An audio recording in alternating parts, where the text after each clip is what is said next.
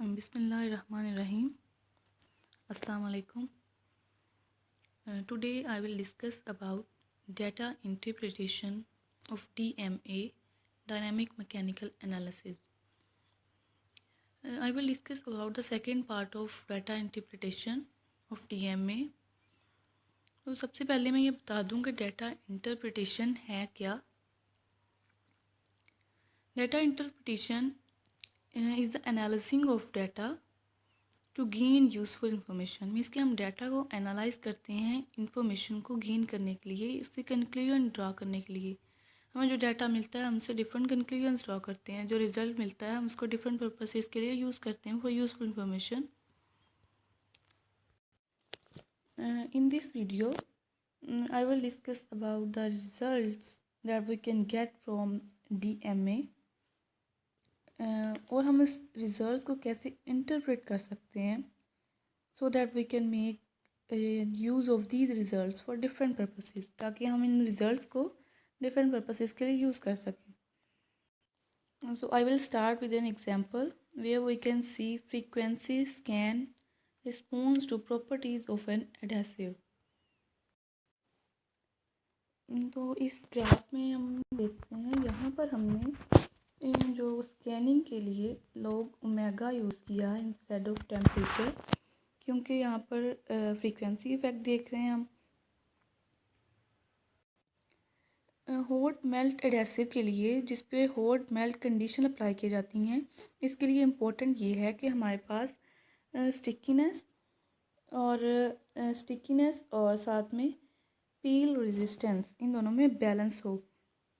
This requires delicately balance between liquid like and solid like.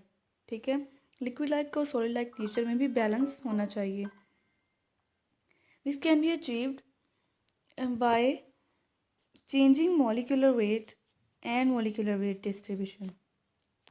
ये देखें, यहाँ पर मॉलिक्यूलर वेट और मॉलिक्यूलर वेट डिस्ट्रीब्यूशन को शो किया गया है. This is molecular weight distribution. Molecular weight का तो हमें पता ही है, और मॉलिक्यूलर वेट डिस्ट्रीब्यूशन क्या है? That describes a relationship between number of moles of each polymer species and molar mass of that species. मतलब उस स्पीशी के, उस पॉलीमर के नंबर ऑफ मोल्स और मोलर मास का जो रिलेशन है वो होता है molecular weight distribution. Hence, this can be decided by scanning adhesive material across frequency at temperature of our own interest. अगर हम अपनी मर्ज़ी का टेम्परेचर के साथ इसको परफॉर्म करें तो this can be achieved. We can change molecular weight and molecular weight distribution to arrive at the most suitable material. हम मॉलिक्यूलर वेट और मॉलिक्यूलर वेट डिस्ट्रीब्यूशन को चेंज कर सकते हैं उस मटीरियल तक पहुंचने के लिए. That material is fluid enough to fill the pores of the substrate, मतलब but also has enough elasticity so that it does not get pulled out of the pores easily. यहाँ पर क्या कहना चाह रहे हैं हम? जब हम अपनी मर्ज़ी के टेम्परेचर पर फ्रीक्वेंसी के अगेंस्ट एडहेसिव मटेरियल की स्कैनिंग करेंगे तो हम एक मोस्ट सूटेबल मटेरियल पे पहुँचेंगे. वो मटेरियल जो कि इतना फ्लूइड है कि वो सबस्ट्रेट के पोर्स को फिल कर दे और इतना इलास्टिक है कि उसको हम इजीली निकाल नहीं सकते. So such kind of experimental parameters should be decided in DMA results. तो हम यहाँ पर ये भी दे सकते हैं कि E1 की वैल्यू कैसे चेंज हो रही है with the increase in molecular weight and molecular weight distribution. ये देखें, E1 की वैल्यू कैसे चेंज हो रही है with the increase in molecular weight and molecular weight distribution. Molecular weight के डिस्ट्रीब्यूशन और मॉलिक्यूलर वेट और डिस्ट्रीब्यूशन के साथ साथ E1 की वैल्यू भी इंक्रीज़ कर रही है. Next is time temperature studies in DMA. हम टाइम टेम्परेचर स्कैन को भी कंडक्ट कर सकते हैं using DMA. Here is a graph that is showing effect of time. This is time scan at fix temperature that is 45 degree Celsius. In this case हम epoxy की scanning देखेंगे, time scanning while curing at 45 degree Celsius fix temperature. ठीक है, इसमें होगा क्या? The value of storage of modulus increase sharply after some time due to cross linking process। ये देखें यहाँ पर क्रॉस लिंकिंग का प्रोसेस शो किया गया है। यहाँ पर क्रॉस लिंकिंग होगी और क्रॉस लिंकिंग की वजह से वह जो स्टोरेज ऑफ मॉडुलस की वैल्यू है वो इंक्रीज करेगी very sharply. So as a cross linking process continues, जैसे ही क्रॉस लिंकिंग का प्रोसेस स्टार्ट होगा कंटिन्यू रहेगा इसी तरह, तो E1 ये वाला E1 और कॉम्प्लेक्स विस्कोसिटी दोनों शार्पली इंक्रीज करेंगे और आहिस्ता आहिस्ता हाईएस्ट वैल्यू पे पहुंच जाएंगे। ये देखिए इस तरह इंक्रीज करते जाएंगे और एक ऐसे पॉइंट पे there is slight increase in the value of E1। उस पॉइंट पे जो जहाँ पे क्रॉस लिंकिंग ऑलमोस्ट कंप्लीट हो चुकी होगी, so there is no further change in the value of E1। This indicates cross linking has almost completed. Next इस video में हम DMA स्कैन देखेंगे for two semi crystalline polymers PVF polyvinyl fluoride and PCTFE polychloro trifluoroethylene at a fixed frequency of 3 Hz. For a semi-crystalline polymer, secondary transitions are not observed. In this scan, storage, shear modulus, and logarithmic decrement as a function of temperature at frequency of 3 Hz are used.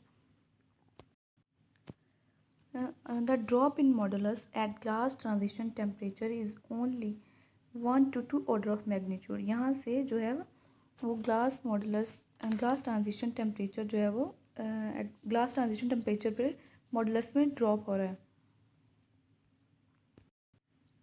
This drop is much less than the reduction of amorphous polymer. And the last factor shown here is logarithmic decrement is much broader, showing broader relaxation range. Polymers के molecule में crystalline रेजन्स की presence की वजह से molecules की free mobility जो है वो रुक जाती है।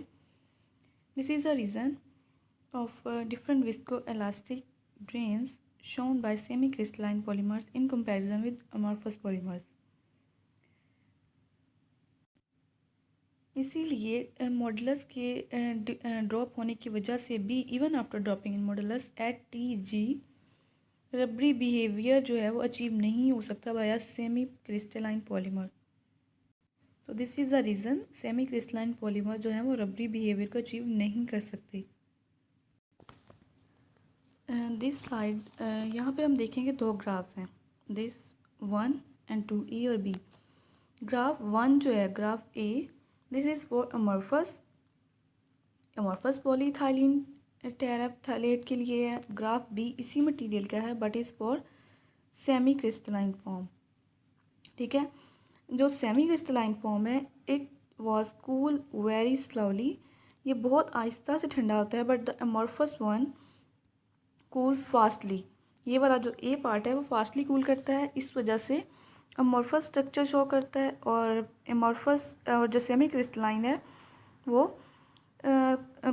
स्लोली कूल होता है। ठीक है, अमॉर्फस स्ट्रक्चर में हम देखते हैं ग्राफ ए में हम देखते हैं कि जो ये देखेंगे पीक जो है वेरी शार्प और लार्ज है। There is a very sharp and large drop in the modulus at 80 degree Celsius due to glass transition.